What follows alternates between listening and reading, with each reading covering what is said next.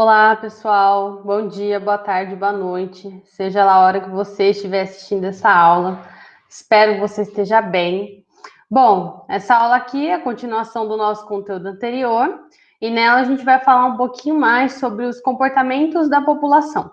Então, vamos lá. Bom, então retomando algumas coisas que nós já falamos na aula anterior, né? Eu vou utilizar dessa base para poder falar sobre algumas outras questões relacionadas à população, à sua dispersão, à sua distribuição.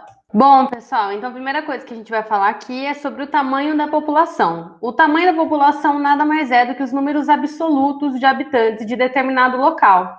Isso é importante para que a gente saiba o quanto aquela população evoluiu em determinado período de tempo, né? Para que ela chegasse naquele tamanho absoluto. Além do próprio tamanho da população, é super importante que a gente entenda a distribuição dessas pessoas. A distribuição pensando no país, no estado, na região. A distribuição geográfica da população é super importante para que a gente entenda a densidade demográfica, que nada mais é do que a relação entre área e população.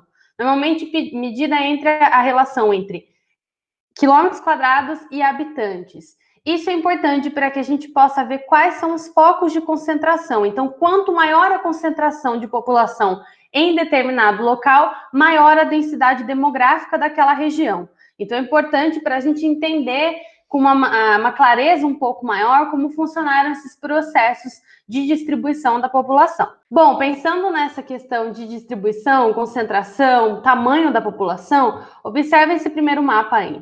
Nesse mapa, essa área em vermelho bem pequenininha aqui corresponde ao número de habitantes que todas as outras áreas em azuis possuem se elas forem somadas. Então vejam só, existe uma diferença muito grande de concentração populacional em uma região comparada com várias outras quando somadas. Bom, pessoal, nesse outro mapa aqui a gente consegue ver uma outra relação de distribuição da população.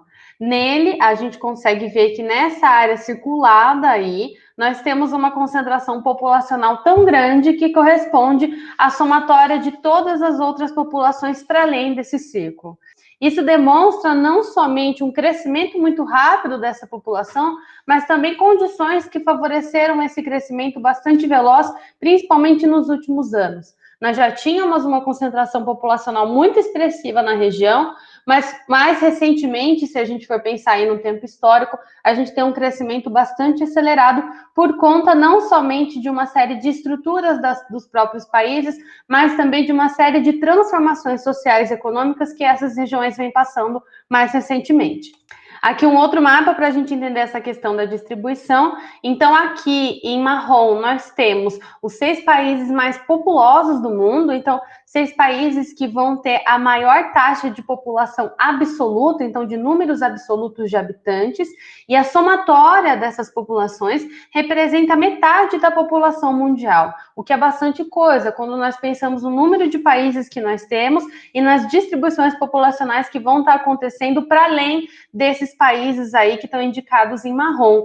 E aí também é interessante a gente diferenciar dois termos que aparecem muito na questão da demografia. O primeiro termo é o país populoso, que eu já comentei aqui com vocês durante essa aula. O país populoso é aquele que possui uma grande quantidade de habitantes, pensando nos números absolutos. Eu não estou pensando aqui na questão da distribuição da população, mas sim no número de habitantes que aquele local vai possuir. Nesse sentido, a China é o país mais populoso do mundo, logo em seguida nós temos a Índia, tá certo? Mas esses dois países, apesar de serem muito populosos, de terem uma população absoluta muito grande, não são os países mais povoados que nós temos. Os países povoados possuem uma grande quantidade de habitantes por quilômetro quadrado, portanto, esses países vão ter uma alta densidade demográfica, que, relembrando, é a relação entre habitantes e área ocupada.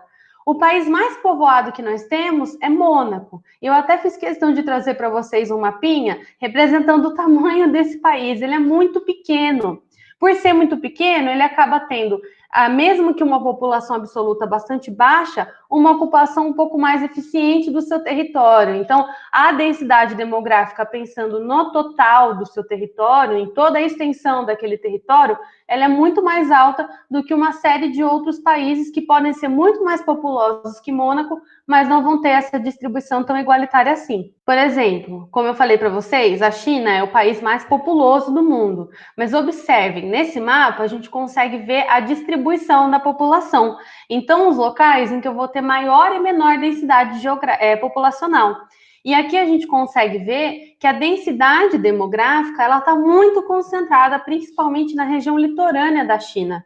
E conforme a gente vai chegando nas porções mais interiores, essa densidade cai bruscamente. Então, quer dizer, eu tenho uma população muito alta no país, mas essa população ela se concentra prioritariamente, majoritariamente ali na região litorânea. Isso também faz muito sentido pensando no histórico de desenvolvimento do país e nas medidas de transformação social e econômica que a China passou a partir dos anos 70. Além disso, se a gente pensa aí na região mais interiorana do país, para além de todo um processo histórico de um país essencialmente rural, de uma série de questões, né, na estrutura social da China, nós também temos alguns fatores naturais que, de certa forma, impedem o desenvolvimento de grandes concentrações populacionais. Um outro mapa que eu quis trazer para vocês, né, hoje a gente está cheio de mapas, é essa taxa de crescimento populacional no mundo. E aí, só atenção, tá? Aqui nós não temos um mapa que demonstra para a gente a população absoluta. A gente já viu outros mapas que nos mostravam isso, países que são bastante populosos. Aqui o que eu trouxe para vocês é a taxa de crescimento de alguns países que nós temos mais recentemente. E observem esse mapa. A concentração de crescimento populacional está muito mais ali concentrada no continente africano e em algumas porções do continente asiático.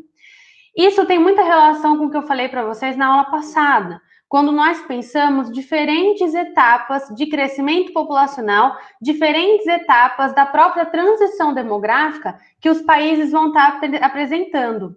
Então, por mais que a gente tenha uma noção geral de como funciona o comportamento da população mundial, esse comportamento ele não vai ser o mesmo para todo mundo ao mesmo tempo. Inclusive, lembrando aí, né, esse gráfico que eu mostrei para vocês na aula passada, nesse gráfico a gente tem várias fases da transição demográfica. Então, enquanto alguns países têm um crescimento populacional muito baixo e estão aí na fase 4 ou na fase 3 de transição demográfica, outros países ainda estão em transição, por exemplo, da fase 2 para a fase 3. Então, ainda tendo, por exemplo, uma alta taxa de natalidade. Isso acontecendo aqui no século XXI, tá certo? E a gente tem que lembrar que essas altas taxas de crescimento têm muita relação também com uma precariedade das infraestruturas, com o planejamento da pobreza dessas regiões e também com aquela má distribuição dos recursos. Se a gente for retomar aquelas teorias demográficas que vimos na aula passada, a gente pode lembrar daquela teoria reformista, que vai estar criticando não exatamente o crescimento muito rápido de algumas populações de países pobres, no caso, mas sim essa má distribuição dos recursos, recursos sanitários, financeiros, alimentícios, a própria informação sobre o planejamento familiar, que não vai acontecer da mesma forma para todo mundo, e isso vai fazer com que a gente tenha fases diferentes da transição demográfica acontecendo ao mesmo tempo, tá certo? Bom, pensando em outras questões aí da população, nós temos a relação da estrutura populacional. Nessa estrutura da população, nós temos alguns pontos importantes para a gente entender. O primeiro é a estrutura étnica.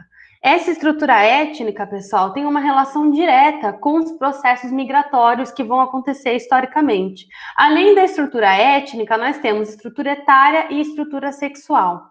Normalmente, quando a gente analisa a população de maneira geral, com aquelas taxas mais brutas de natalidade e mortalidade, são essas duas estruturas que normalmente a gente vê. E pensando nessas estruturas, a gente consegue ver elas se comportando muito bem pelas pirâmides etárias. A gente já viu na aula passada, mas eu trouxe novamente para vocês darem uma olhada, porque aqui nós temos um exemplo de Brasil, pensando nas transformações das estruturas da população em 3 períodos diferentes. E observem, nesses 3 períodos diferentes, nós temos 3 pirâmides etárias, 3 pirâmides populacionais completamente diferentes. E vejam só como a nossa transição ela também aconteceu de uma maneira muito rápida, porque vejam, os 3 momentos que eu trouxe aí para vocês é 1950, 1985 e 2020. Nós temos um intervalo aí de aproximadamente 70 anos, o que é muito pouco tempo, pensando no desenvolvimento populacional global, tá certo? Bom, o que a gente tem aqui na nossa primeira pirâmide de 1950? Nós temos uma pirâmide que nós podemos chamar de pirâmide jovem. Essa pirâmide, ela vai ter uma faixa etária dos jovens muito mais larga, então uma base da pirâmide muito mais larga, e conforme a gente vai subindo a pirâmide, então aumentando a faixa etária de análise, a gente vê que a pirâmide vai diminuindo cada vez mais. O que isso mostra para a gente? Que nós temos altas taxas de natalidade, então altas taxas de nascimento, por isso mesmo a base da pirâmide está mais larga, mas a gente ainda tem altas taxas de mortalidade. Pensando no contexto em que o Brasil estava nos anos 50, nós éramos um país essencialmente rural. Nós tínhamos famílias muito mais numerosas, a maior parte dessas famílias ainda trabalhando no campo. Nós estávamos passando por um processo de industrialização e de migração do campo para a cidade, o chamado êxodo rural. Nesse contexto, algumas questões sanitárias, algumas questões na própria infraestrutura das cidades que estavam recebendo essas pessoas do campo, começavam a se desenvolver, mas não estavam lá no seu auge de desenvolvimento. O que, de certa forma, não fazia com que a expectativa de vida fosse muito alta e, de certa forma, a gente tivesse aí uma alta taxa de mortalidade também. No segundo caso, em 1985, as coisas mudam um pouquinho. Aqui nós já temos uma base ainda bastante larga, porque nós continuamos tendo nascimentos com bastante frequência, então as taxas de natalidade ainda estão altas, mas ao mesmo tempo vocês conseguem ver que a pirâmide ela já deu uma engordada. O que demonstra? Que as taxas de mortalidade elas já estão caindo cada vez mais. E a expectativa de vida ela vem ampliando cada vez mais. Isso é reflexo do quê? Isso é reflexo de uma sociedade majoritariamente urbana, de uma cidade que, de certa forma, já está ali com seu planejamento territorial um pouco mais eficiente e trazendo uma série de infraestruturas que vão favorecer esse envelhecimento da população no geral. Mas só para fechar aí essa segunda pirâmide etária, essa segunda pirâmide a gente já pode começar a colocar ela como uma pirâmide adulta, porque a gente já começa a ter um enriquecimento dessa parcela da população, um enriquecimento da parcela mais jovem, que já vai se tornar uma parcela adulta e que vai compor uma parte muito importante da população, que eu já vou falar para vocês qual é, tá certo? Bom, na nossa terceira pirâmide etária, que seria a pirâmide aí de 2020, o que nós temos? Uma mudança bastante interessante com relação às outras duas pirâmides. Primeiro, a nossa base da pirâmide, ela está bem mais estreita. Isso demonstra que a taxa de natalidade caiu bastante.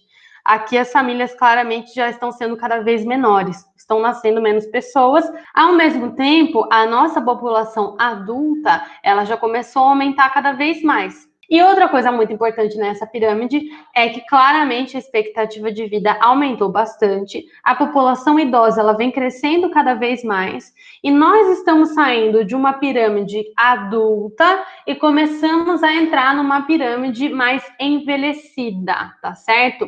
Essa pirâmide envelhecida começaria a representar aí a nossa transição da fase 3 para a fase 4 na transição demográfica. E aí, como eu falei para vocês, a população adulta é super importante para a gente entender essa partezinha aí do nosso funcionamento demográfico, que é a população economicamente ativa. A população economicamente ativa é aquela que vai estar inserida dentro do mercado de trabalho, é aquela que de fato vai estar movimentando todo o setor ali de produção, consumo e uma série de movimentações econômicas que o país vai precisar ter para que outras faixas etárias aí da nossa população sejam beneficiadas por essa movimentação. Essas faixas etárias que são beneficiadas por isso é a população economicamente inativa, composta principalmente por crianças e idosos. E como eu falei para vocês, a gente vai estar tendo uma taxa de natalidade cada vez menor, portanto, essa população jovem, ela vai ser cada vez menor, mas a população idosa, ela vai ser cada vez maior. Então, a população de idosos vem crescendo e a gente não vai estar tendo uma reposição tão frequente da população jovem que se tornaria posteriormente a população economicamente ativa, a população adulta. Bom, e aí, né, para falar com vocês sobre algumas problemáticas de concentração, de distribuição e da forma como a população vai ocupar determinados espaços, eu trouxe aqui alguns problemas mais pontuais, só para a gente ter um geral aí. A primeira problemática, com certeza, é a permanência da pobreza, principalmente ali nos núcleos urbanos que vão estar se formando com um crescimento muito rápido. Então, o que acontece? As populações elas vão continuar crescendo, mas a má distribuição de recursos também é importante a gente falar. Ela não vai ser só ele não vai ser só mal distribuído pensando na questão dos países, mas dentro dos próprios países a gente vai ter uma desigualdade muito grande acontecendo entre localidades diferentes. Outra problemática também muito presente com relação a isso é a questão da poluição, também muito atrelada a essas ocupações urbanas. Então, as cidades vão estar crescendo muito rapidamente, pensando aí no nosso contexto de desenvolvimento populacional, e eu acho que uma coisa que está sendo muito recorrentemente falada aí, que a gente está debatendo bastante, é a própria questão da reforma da Previdência. Como eu falei para vocês, nós estamos tendo uma população cada vez mais envelhecida e uma população economicamente ativa composta por adultos cada vez menor. Isso vai fazer com que futuramente a gente tenha algumas problemáticas pensando em como essa população mais idosa ela vai estar de fato sendo mantida ou não por essa população economicamente ativa. Para isso surge uma ideia de reforma da Previdência aqui no Brasil, mas eu já adianto para vocês que ela é muito questionável e muito problemática. Ela é inspirada numa outra reforma da Previdência que foi um fracasso, que é a reforma da Previdência do Chile. Se vocês lembrarem, inclusive, ano passado, se vocês devem ter visto aí em alguma rede social, o Chile estava passando por uma série de revoltas populares, né, com relação às medidas econômicas que estavam sendo tomadas no país desde a época da ditadura do Pinochet. Uma das medidas econômicas correspondia a uma previdência social privada e, de certa forma, uma previdência extremamente problemática, porque muitos trabalhadores não estavam conseguindo mais se aposentar. Isso faz com que a população no geral, né, pensando aí na população que de fato necessita dessa previdência, comece a entrar em colapso, né? Não demorou muito tempo para que isso viesse a acontecer. E foi nessa mesma reforma que o Brasil se inspirou para poder fazer a reforma da Previdência Social aqui. Então, a gente tem uma reforma que é muito prejudicial ao trabalhador, mas, ao mesmo tempo, não vai estar aí buscando romper com alguns privilégios que, historicamente, existem em uma camada social bastante específica da nossa população brasileira, né? Então, uma problemática bastante grande para a gente debater. Se vocês quiserem, a gente pode conversar muito mais sobre isso no nosso encontro do Meet, mas que, de certa forma, começa a chegar com bastante força por conta dessa mudança nas estruturas da nossa população, que não é, inclusive, um mérito nosso, não é uma característica única e exclusivamente nossa. Essa característica já vem sendo apresentada por outros países que já estão naquela fase 4 de transição demográfica, já são países muito mais envelhecidos e estão com muitos problemas com relação a isso. Como é o caso de alguns países europeus que já têm uma população envelhecida e essa conta não está fechando. Mas lá também é interessante a gente se questionar. Quando nós pensamos, por exemplo, na questão dos refugiados que estavam chegando com muita força e ainda estão chegando no continente europeu, por conta de uma série de conflitos ali no Oriente Médio, no continente africano, muitas vezes esses refugiados, eles são jovens adultos. Portanto, são pessoas que ajudariam a compor a população economicamente ativa. E compondo a população economicamente ativa, de certa forma, elas ajudariam a manter essa população mais envelhecida por conta da previdência, né? Que a gente teria uma movimentação mais constante ali dos trabalhadores. Mas a questão é, nós estamos falando do continente europeu, que é um continente bastante xenofóbico, e essas pessoas, elas são constantemente impedidas de circularem nessa localidade. Então, apesar de precisarem de jovens adultos, não são os jovens adultos refugiados que essa galera quer ter, para que, de fato, a máquina da população funcione de uma maneira um pouco mais eficiente. Então, enfim, contas que não fecham, posicionamentos contraditórios e muita coisa que a gente pode debater com relação a isso. Bom, pessoal, eu termino a aula por aqui. Eu espero que vocês tenham gostado. Dúvidas, comentários, questionamentos e debates, a gente deixa aí para a nossa aula no Meet. Tudo bem? Então é isso. Tenha uma boa semana e até mais. Tchau, tchau.